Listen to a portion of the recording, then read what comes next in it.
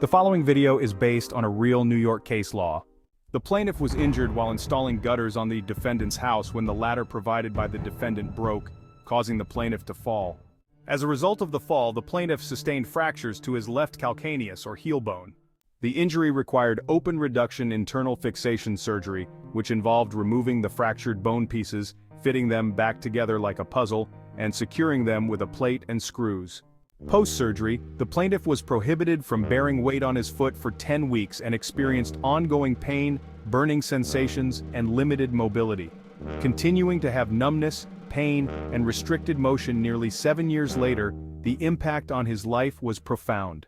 The initial judgment awarded the plaintiff $60,000 for past pain and suffering and $16,000 for future pain and suffering. The plaintiff filed a post-trial motion requesting an increase in these damages, an additure, or, alternatively, a new trial on the issue of damages. The appellate court found that the jury's award deviated materially from what is considered reasonable compensation for the injuries sustained.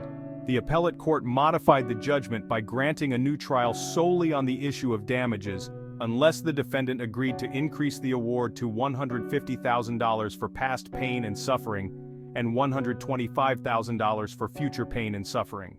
If you find yourself in a similar situation where you have been injured due to someone else's negligence, and you feel that the compensation awarded for your pain and suffering is inadequate, it is crucial to consult with an experienced personal injury attorney.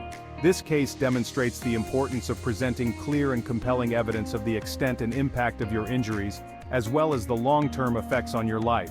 An attorney can help ensure that your rights are fully protected, guide you through the process of filing a motion for an additure or a new trial if necessary, and advise on the best course of action to achieve a fair and just outcome.